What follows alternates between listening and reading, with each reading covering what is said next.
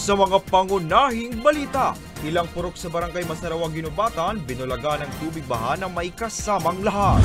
Lalaki na sospek sa pagpapakalat ng malalaswang larawan ng ex-girlfriend, arestado. Lalaki, pinagtataga ng dating nakaalitan na umano'y may kakulangan sa pag-iisip. At veterinary mission isinagawa sa Tiwi Albay kasabay ng pagdiriwang ng Coron Festival.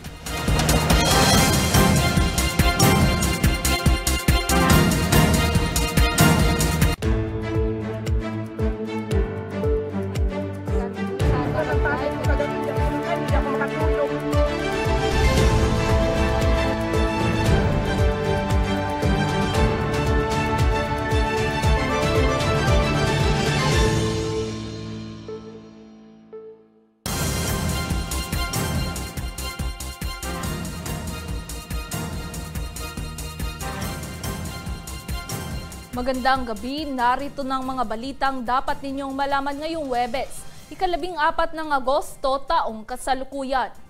Nagulantang ang mga residente ng Barangay Masarawa, Ginubatan, Albay nang bigla na lamang rumagasa ang baha na may kasamang lahar sa gitna ng malakas na pag-ulan kahapon. Nilinaw naman ng barangay na walang quarry site sa kanilang lugar. May report si Mel Moral. Sa cellphone video na ito, makikita ang rumaragasang baha na may kasamang lahar sa Barangay Masarawa, Ginubatan, Albay. Nangyari ito sa kasagsagan ng matinding pag-ulan alas 2 ng hapon kahapon. Ayon sa residenteng si Marisa, hindi na bago ang pagbaha sa kanilang lugar, pero nangangamba pa din siya sa panganib na posibleng idulot nito. Doon sa bahay, lumabas ako, sobrang laki ng tubig. Parang na dagat, gumaganon-ganon na, nagwe-wave-wave na. Ganun kadami ng tubig dito. Tinangay naman ng baha ang motorsiklo ng residenteng si Jeffrey. Na-recover niya pa ito pero posibleng may sira daw ang kanyang motorsiklo. Yun nga, natagpuan ko, parte na ron yung motor, inaanod na. Pero nakuha ko pa naman hanggang sa nadala ko pa ron sa pinakamalayo, sa pinakadulo. Ewan ko lang nga ngayon kung tatakbo pa yun o ano. Di ko alam kung ano naging diferensya niya na kasi di ko pa tinatry ulit na buksan siya. Ayon kay Kagawad Joel Nuda, wala naman na quarry site sa kanilang lugar na idinidiin umanong sanhi ng baha kahapon. Anya, noon pa man ay talagang dinadaanan na sila ng tubig baha na nanggagaling sa Bulkang Mayon. Dahil yung baha, galing po sa Mayon. Pero kung isipin natin, talagang bahain ang baryo namin. Every time na umulan, pero kanina bigla na lang bumaha siya na 1 hour pa lang, more or less 1 hour na bumaha, nandun na yung mga bato, yung mga ano yan, mga baybay, yung buhangin. Matapos na humupa ang baha, pasado alas 3 ng hapon, agad naman na nagpa-clearing operation sa mga binahang purok ang lokal na pamahalaan sa pamumuno ni Mayor Jama Onghoko. Ayon sa alkalde, hanggat wala pang proyektong makakapagbigay ng pangmatagalang solusyon sa pagbaha sa lugar, hanggang sa pagbibigay abiso na lamang muna sila sa mga residente. Ang ano ko lang po, reminder and ano po namin na lalong-lalo na kung may bagyo, talaga pong dapat umalis sila sa area na yon. Kasi talagang malakas nga ang current doon, malakas ang tubig talaga. And kung dito naman sa mga ulan na is talagang kailangan din mag-localize to the higher ground. Konting pasensya lang po, na-atraso sa mga motorista, pero ginagawa naman po ang lahat ng espersos ng gobyerno para ma-clear na po yung area. Batay naman sa datos ng LGU, umabot sa 1,300 na mga residente ang apektado ng nangyaring pagbaha na agad naman na hinatira ng food packs ng DSWD Bicol. Para sa mga balitang Tatak Bicol, Mel Moral.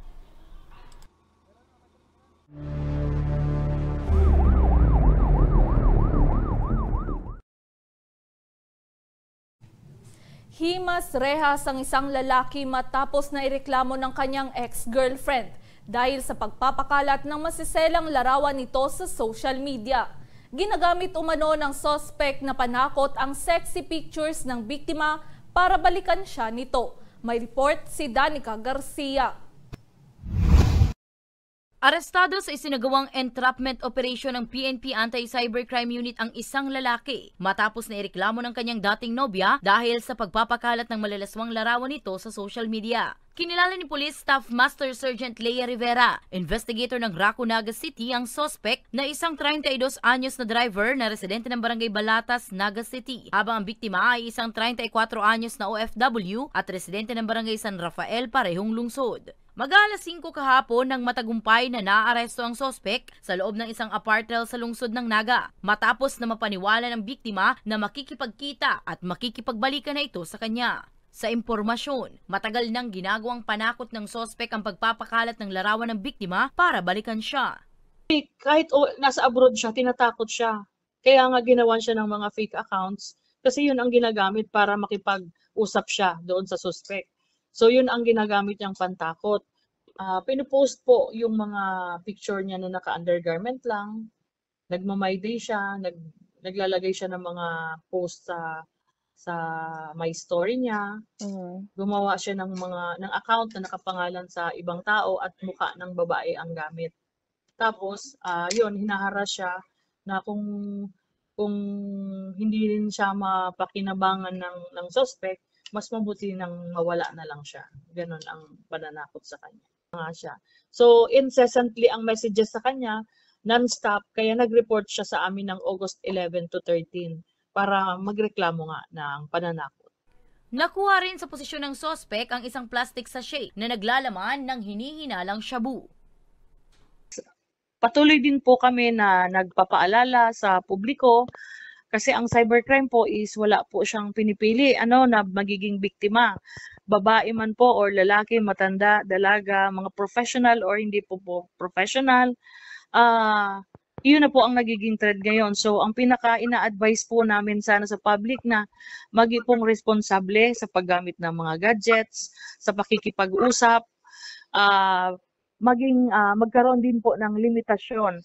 Kahit po ito ay asawa or karelasyon natin, hindi po pwede na lahat po natin i-open sa kanila ang mga personal natin na affairs. So, sa ngayon, nasa kustudiya pa ng Police Station 2 ng Naga City Police Office ang sospek at nahaharap sa kasong paglabag sa Republic Act 9262 o Anti-Violence Against Women and Children Act, grave coercion in relation to Section 6 ng Republic Act 10175 o Cybercrime Prevention Act at Republic Act 9165 o Comprehensive Dangerous Drugs Act of 2002. Para sa mga balitang Tatak Bicol, Danica Garcia. Sugatan ng isang lalaki makaraang pagtatagain ng kanyang dating nakaalitan.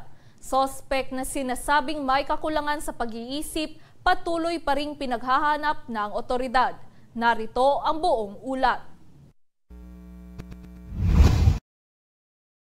Sugatan ng 38 anyos na lalaki matapos natagain ng isang lalaki na may kapansanan umano sa pag-iisip sa Barangay 4 Garchitoren, Camarines Sur, alas 3:45 ng madaling araw nitong Martes, August 12. Kinilala ang biktima na si alias Nilo, driver at residente ng Barangay 3 parehong bayan, habang kinilala naman ang suspect na si alias Onyo, nasa tamang edad at residente ng Barangay Pambuhan pareho ring bayan. Ayon kay Police Executive Master Sergeant Santos Jose Mora, Municipal Executive Senior Police Officer ng Garchitoren Municipal Police Station, nag-aabang ang biktima ng masasakyan papuntang Naga City nang biglang sugurin at tagain ng sospek. Nagtamo ng sugat sa ulo at kaliwang kamay ang biktima na agad na isinugod sa Medicare Hospital at kalaunay inilipat sa isang ospital sa Naga City. Okay naman po siya, ma'am. Okay naman po. Okay na rin naman. Nag-aantay na lang po siyang ma-discharge ng ospital at pagkatapos po kung siyang mag-file ng reklamo, kailangan lang po namin yung medical certificate niya saka yung testimonya niya saka yung mga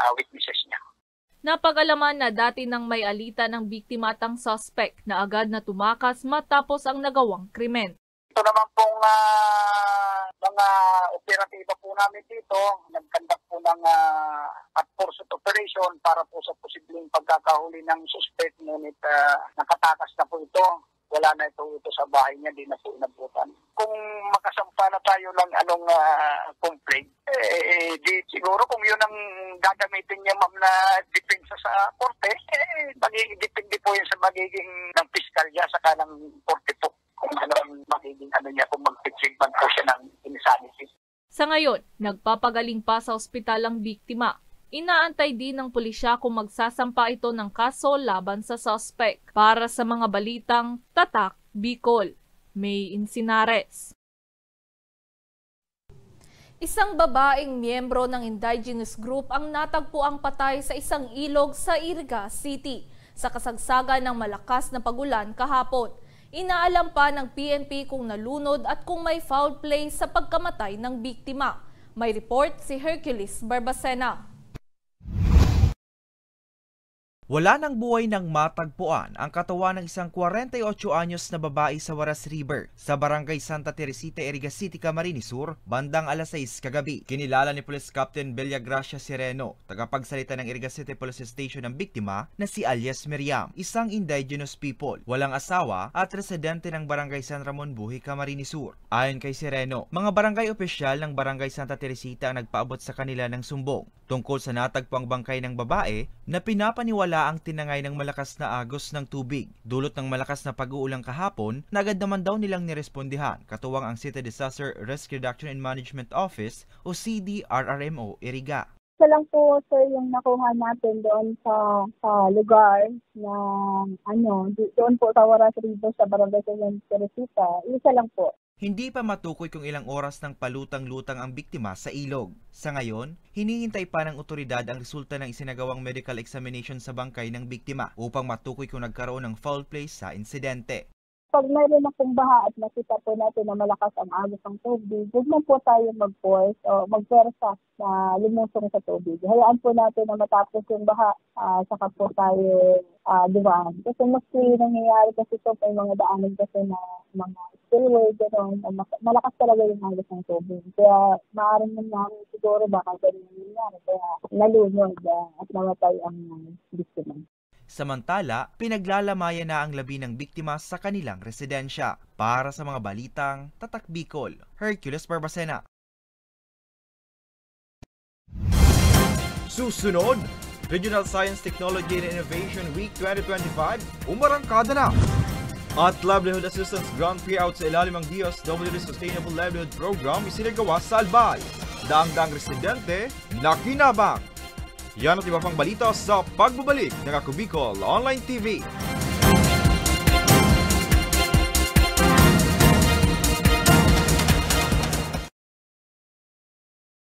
Libo-libo na ang mga nabigyan ng tulong medikal. Bata, matanda, kahit sino man, lahat ng mga may karamdaman, may maaasahan. Nagpapasalamat sa Ako Bicol Party List. Hindi po namin makakalimutan ang tulong na dinala ninyo dito sa aming bayan. Maraming salamat po. Dahil iisa lang ang tunay na nagmamalasakit. Ako Bicol, katabang na, kasurog pa. Problema sa tubig, agarang binigyang solusyon. Nagpatayo ng mga solar-powered water supply system sa mga liblib na lugar. Libre, malinis at maaasahang supply ng tubig 24/7. Dakulaon ng pagpapasalamat niya mo dahil may kamalilingan habang kami nabubuhay. Dakulaon nining tabang para sa gabos na tao digdi. Salamat po. Para sa ating mga kababayang nasa laylayan, Ako Bicol, katabang na, kasurog pa. Tucked away in the province of Albay, known for its perfectly shaped Mayon volcano, Misibis Bay Resort, a locally owned 5-hectare private island resort. The resort is ready for all those looking to balance tranquility and adventure. This tropical destination is where guests can either choose to relax under the palm trees or have an adventure under the sun. It features modern and luxurious rooms and villas, recreational facilities, and sophisticated services.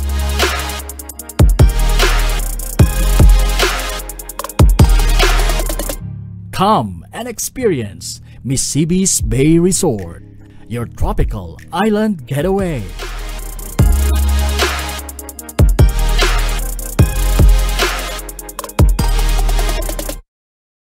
Daan-daan na po ang mga nakapagtapos at may mga kanya-kanya ng propesyon. Sa kanilang pagpupunyagi, walang masidlan ang kanilang mga ngiti. Yun sa Gabos, nagpapasalamat po ako sa AKB. Gusto ko lang po magpasalamat sa Ako Bicol sa opportunity na tigtatao po araw po sa kuya na estudyante. Dahil naandyan lang, katuwang lagi. Ako Bicol, katabang na, kasurug pa.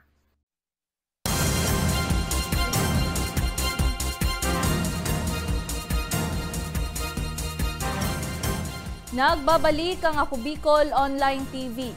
Umarangkada na kahapon ang selebrasyon ng 3 araw na pagdiriwang ng Regional Science, Technology and Innovation Week 2025 ng DOST Bicol.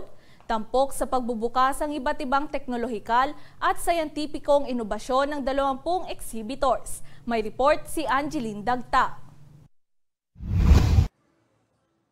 Umarangkada na kahapon ang pagdiriwang ng Regional Science, Technology and Innovation Week o RSTW 2025 ng Department of Science and Technology o DOST Bicol sa Legazpi City. Tampok sa pagbubukas ang iba't ibang teknolohikal at siyentipikong inobasyon ng 20 exhibitors tulad ng water disinfection system ng DOST Industrial Technology Development Institute. Magagamit daw ang aparatong ito lalo na sa panahon ng sakuna kung saan madalas ang kawalan ng malinis na supply ng tubig.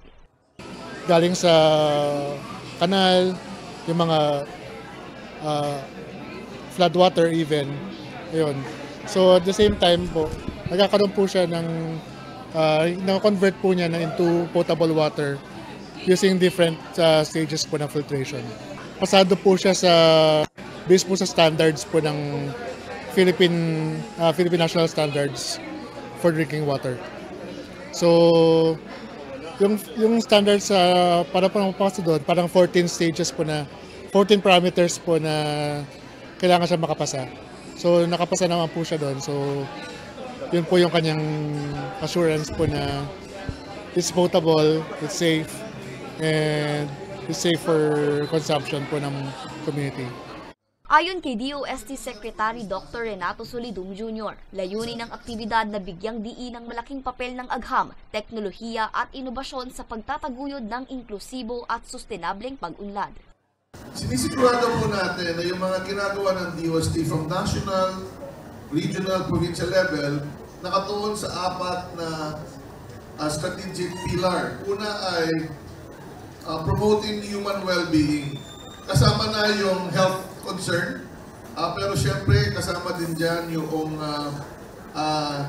access sa nutritious food related din sa health.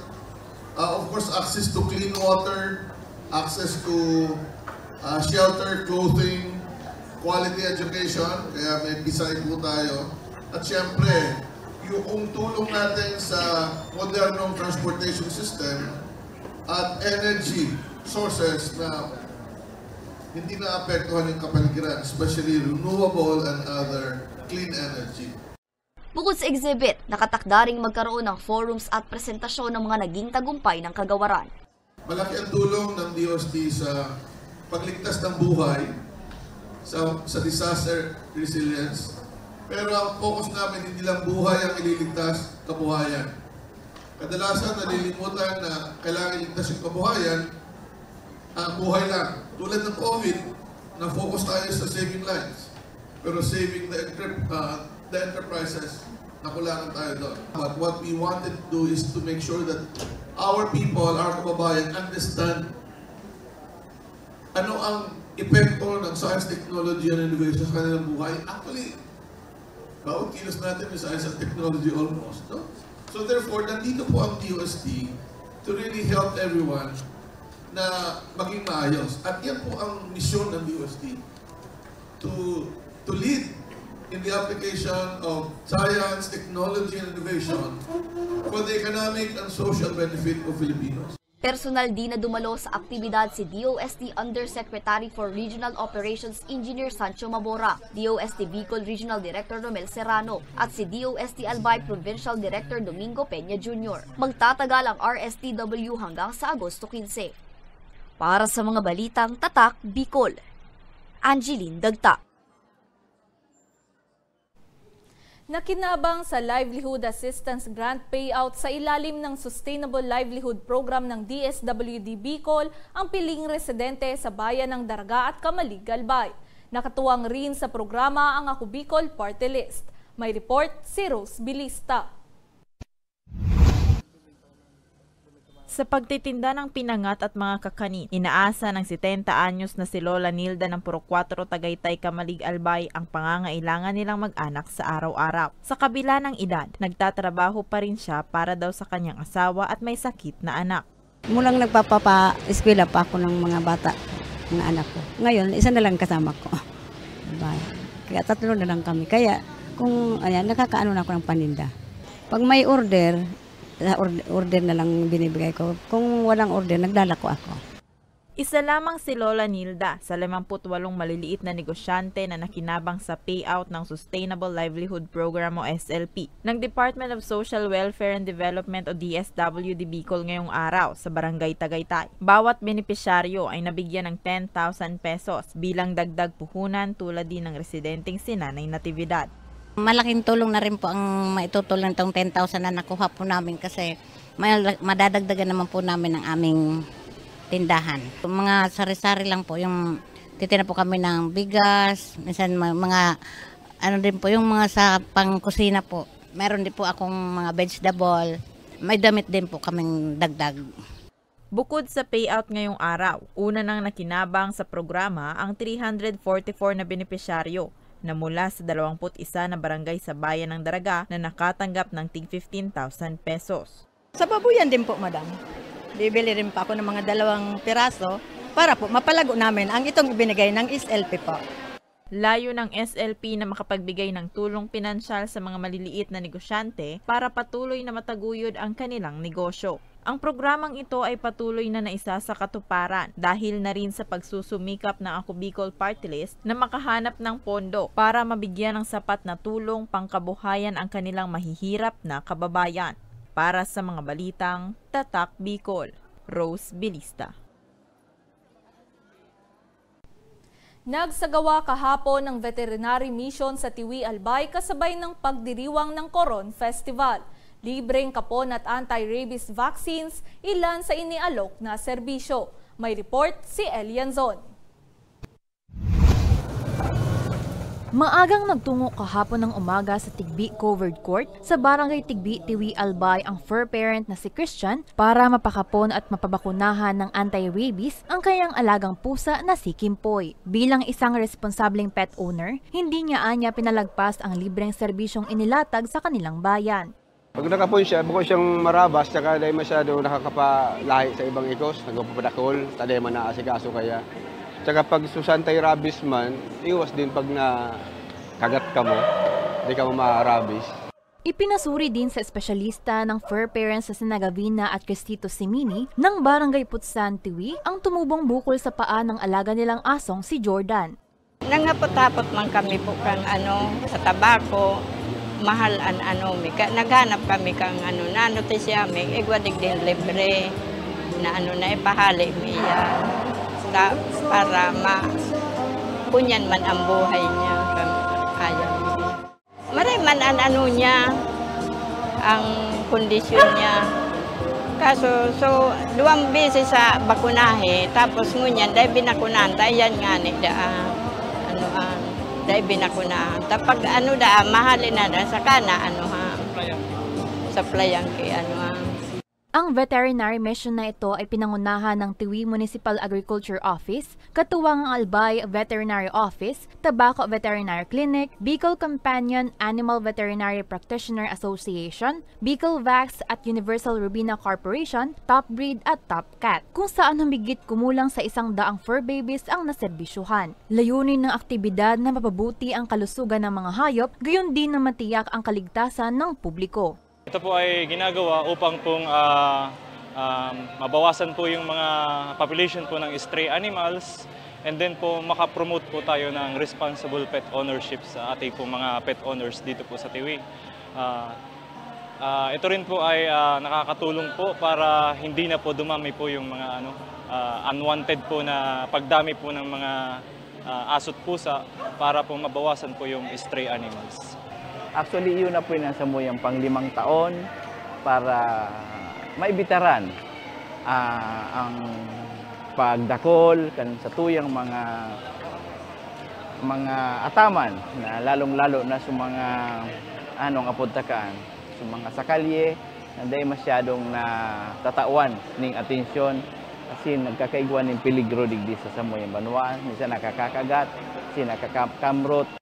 Kasabay ng aktibidad, muli namang ibinahagi ng Albay Veterinary Office sa fur parents ang kahalagahan ng pagpapakapon sa mga alagang hayop at pagpapabakuna. Yung mga registered pets dito sa Tiwi, pwede sila mag-avail ng ganitong services. Siyempre, para maiwasan na yung mga unwanted pregnancies sa mga pets kasi siyempre yan yung goal natin, hindi dumami ng dumami hanggat sa hindi na nila kayang alagaan. Which at the end of the day, magiging stray animal na yan. So this one, kinakandak natin, libre natin pinamimigay itong serbisyong ito in cooperation din sa mga LGUs. Kasi medyo costly din siya kung yung mga pet owner ay magre-resort sa mga clinics or private veterinarian. So, yan. Kaya natin siya ginagawa. Bahagi din ang aktibidad sa selebrasyon ng Coron Festival. Para sa mga balitang Tatak Bicol, El Yanzon.